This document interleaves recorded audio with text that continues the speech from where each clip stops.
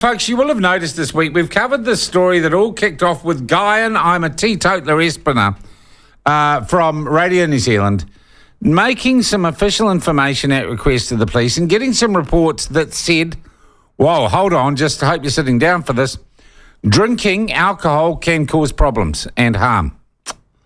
And that police, and then he interviewed, having dredged up these obscure internal police reports with the OAA, he interviews Andrew Costa, who he kind of tricks into saying, we need stricter controls on the sale of alcohol after hours, and suddenly we have a new Wowser debate going. I wonder if anything has really come out of it. The most interesting thing I found this week was our friend Eric Crampton saying that in terms of sentencing for alcohol-related offences, there was technology being trialled, I think it was in Tennessee, where you can be sentenced to a non-alcohol consumption sentence and you have a little thing on your wrist, and if you have a drink, bang, you go to prison.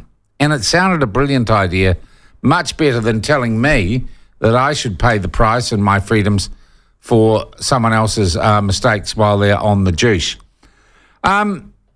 We didn't hear this week, or haven't heard this week, from the people who make and purvey alcohol in our communities. And they are represented in part by the Alcoholic Beverages Council, and their CEO is Virginia Nicholls.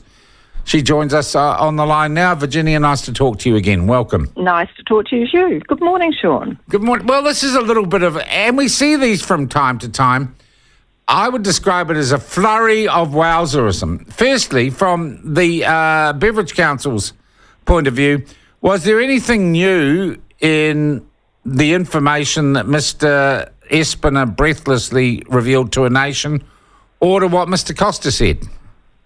I think there's a couple of things here. We haven't actually seen what information that RNZ have. They haven't shared it online for us, so we haven't actually seen exactly what he's talking about and some of the information he's referring to. Because he was talking about documents he got. Do you mean they haven't released all the documents? No, haven't seen them. I've looked on the police website. I've looked on RNZ. I've done a general Google. I can't find them. I find it very odd. But however, I think the police commissioner, if I can just make a couple of comments really, I don't think he really considered the difference between a responsible drinker and a hazardous drinker. I think he's put everybody together to say, gosh, we've got a significant issue here, but actually we haven't. I mean, again, go back to the data, the New Zealand Health data, 84% of us drink in a responsible way. 16% are drinking hazardously, but it's dropping. And then the other thing that I think is important in all this discussion is only 76% of us adults actually drink alcohol. And that's dropping as well. And I think, as I say, that's good in this life. We should be able to have a glass of wine if we feel like it, go for a non-alcoholic product if we feel like it. That's exactly what should be happening. But I don't think the police commissioner considered any of that in some of the comments that he made. All right. Do you think in some ways he was entrapped or led down the garden path by Mr. Espiner? Look, it's hard to know. I haven't seen the documents.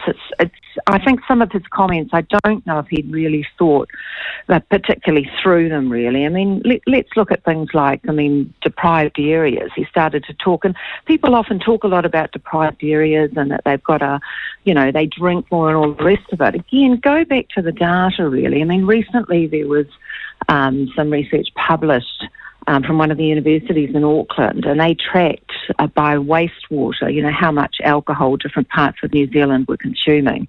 They looked at about 40% of New Zealand, so she was pretty significant. It goes back to 2021, so it was a wee while ago. Yeah. But what they found was the highest consumption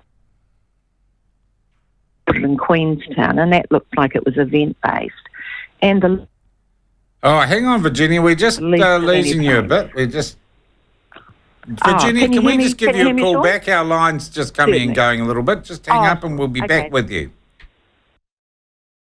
Well, that's interesting, isn't it? Queenstown, the booziest place in New Zealand. Surprise, surprise.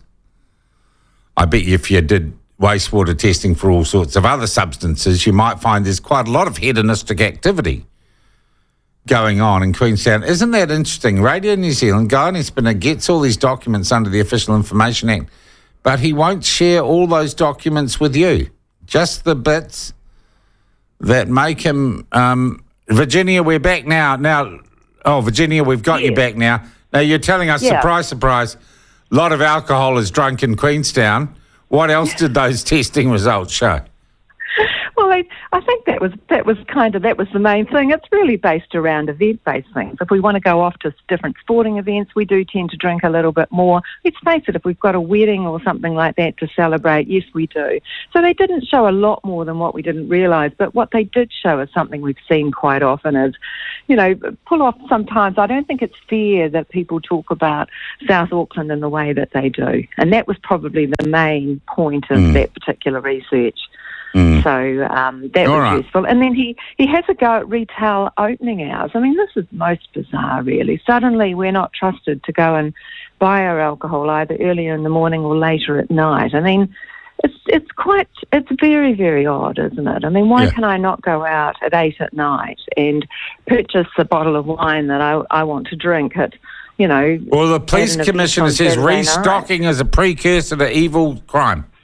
Oh, for goodness sakes. Look, again, differentiate responsible drinkers, and there is no reason why all of us shouldn't have access to go and buy something that we want to drink. But hazardous drinking is different, and that's what we need to target. We need to target and assist hazardous drinkers.